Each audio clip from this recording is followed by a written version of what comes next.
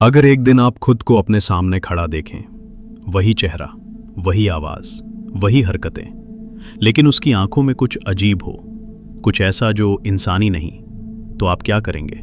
भागेंगे या ये समझने की कोशिश करेंगे कि असली आप कौन हैं? कहते हैं यूरोप के पुराने शहरों में एक ऐसी सत्ता रहती है जिसे डॉपलगैंगर कहा जाता है।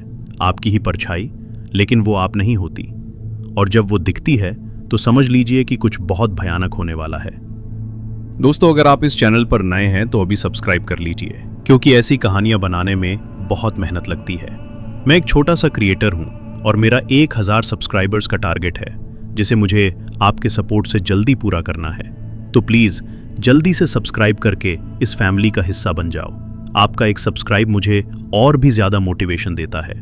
और अब बिना समय गवाए चलिए कहानी की तरफ बढ़ते हैं। ये कहानी है आरव की, जो अपनी जिंदगी से तंग आकर जर्मनी के एक छोटे सुनसान शहर हेल्बरस्टाट में शिफ्ट हुआ था। ठंडी हवाएं, पुराने पत्थरों की इमारतें और हर गली में फैली अजीब सी खामोशी। शहर में कदम रखते ही आरव को कुछ अजीब महसूस हुआ, जैसे कोई उसे देख रहा हो, लेकिन उसने इसे अपने दिमाग का वहम समझकर नजरअंदाज कर दिया। पहले कुछ दिन सब सामान्य रहा, लेकिन चौथे दिन रात को जब वो अपने कमरे में अकेला बैठा था, उसने अपने अपार्टमेंट के बाहर किसी के कदमों की आहट सुनी। धीरे धीरे वो आहट उसके दरवाजे के ठीक सामने आकर रुक गई। आरव ने दरवाजा खोला, लेकिन बाहर कोई नहीं था, बस लंबा अंधेरा कॉरिडोर और अंत में टिमटिमाती एक लाइट।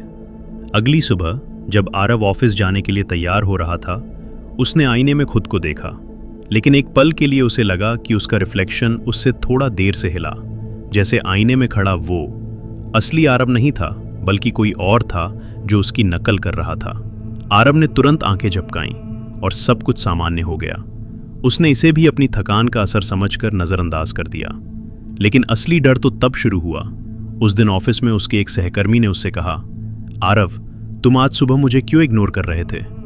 आरव हैरान रह गया, मैं तो अभी पहली बार तुमसे मिल रहा हूं आज। सहकर्मी की आंखों में अजीब डर था। नहीं, मैं सुबह तुम्हें यहां बिल्डिंग के बाहर मिला था। तुमने मुझसे बात भी की, लेकिन तुम्हारा व्यवहार बहुत अजीब था। तुम्हारी आवाज भी थोड़ी भारी थी। आरव के दिल की धड़कन तेज हो गई। अगर वो सुबह यहां नहीं था तो फिर कौन था? उस रात जब वो अपने अपार्टमेंट में लौटा तो उसे अपने कमरे के अंदर से हल्की हल्की फुसफुसाहट सुनाई दी। उसने धीरे से दरवाजा खोला और अंदर घुसते ही सब कुछ शांत हो गया, लेकिन कमरे की हवा भारी थी, जैसे अभी अभी वहां कोई मौजूद था।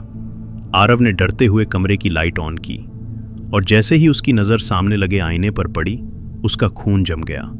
आईने में उसका रिफ्लेक्शन मुस्कुरा रहा था, लेकिन आरव बिल्कुल भी नहीं मुस्कुरा रहा था। उसका शरीर कांपने लगा।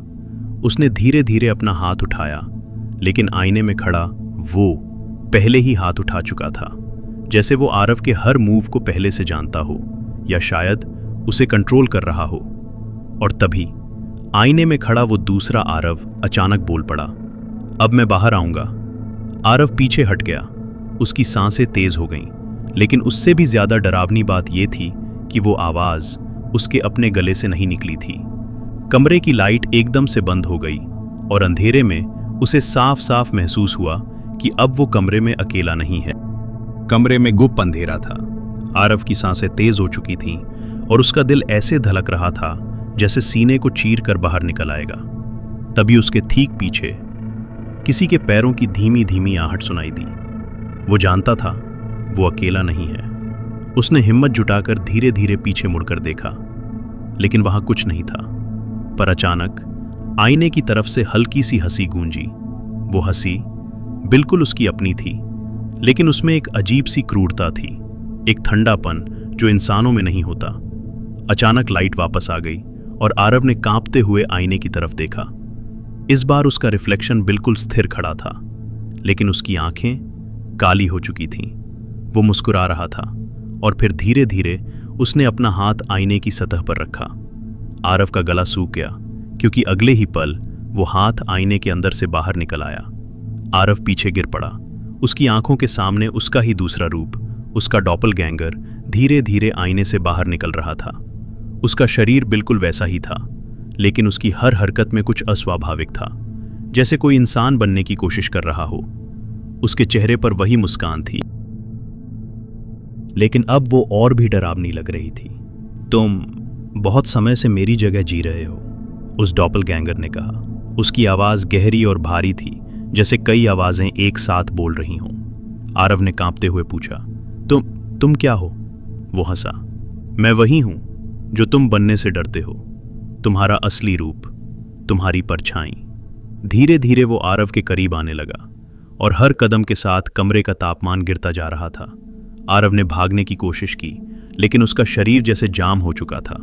वो सिर्फ देख सकता था, जैसे उसका खुद का शरीर अब उसका नहीं रहा। अचानक उसके दिमाग में अजीब अजीब यादें आने लगीं, ऐसी यादें जो उसकी नहीं थीं। किसी के खून से सने हाथ, अंधेरे में किसी को घसीटने की आवाज और किसी की चीखें जो धीरे धीरे खामोशी में बदल जाती थीं। आरव चीख पड़ा, ये सब क्या है? डॉपलगैंगर उसके बिल्कुल सामने आकर रुक गया और फुसफुसाया, ये तुम्हारा भविष्य है और अब मैं इसे पूरा करूंगा। इतना कहकर उसने अपना हाथ आरव के चेहरे पर रख दिया और उसी पल आरव का शरीर सुन्न हो गया। उसे महसूस हुआ कि उसकी चेतना धीरे धीरे अंधेरे में डूब रही है, जैसे कोई उसे उसके ही शरीर से बाहर धकेल रहा हो। कुछ देर बाद कमरे में सब कुछ शांत हो गया। अगली सुबह ऑफिस में वही आरव मौजूद था, वही चेहरा, वही चाल, वही आवाज। उसने सबको नॉर्मल तरीके से ग्रीट किया और काम में लग गया। किसी को भी कुछ अजीब नहीं लगा, सिवाय एक छोटी सी बात के। उसकी आंखों में अब एक अजीब सा सन्नाटा था और कभी कभी वो बिना वजह मुस्कुरा देता था, लेकिन असली डर तो अभी बाकी था। उस दिन शाम को उसके सहकर्मी ने बताया कि शहर में एक औरत अचानक लापता हो गई है। आखिरी बार उसे किसी के साथ देखा गया था और वो इंसान बिल्कुल आरव जैसा दिखता था। आरव, या जो भी अब उसके शरीर में था, बस हल्का सा मुस्कुराया। उसी रात उसी अपार्टमेंट के आईने के अंदर एक धुंधली सी आकृति कैद थी। वो बार बार आईने को अंदर से पीट रही थी, मदद के लिए चिल्ला रही थी। वो असली आरव था। उसकी आवाज बाहर तक नहीं पहुंच रही थी और बाहर खड़ा उसका डॉपलगैंगर अब उसकी जिंदगी पूरी तरह जी रहा था। दिन बीतते गए और शहर में लोगों के गायब होने की खबरें बढ़ती गईं। हर बार आखिरी बार देखा गया चेहरा वही था, और सबसे डरावनी बात, आईने में कैद आरव धीरे धीरे बदल रहा था।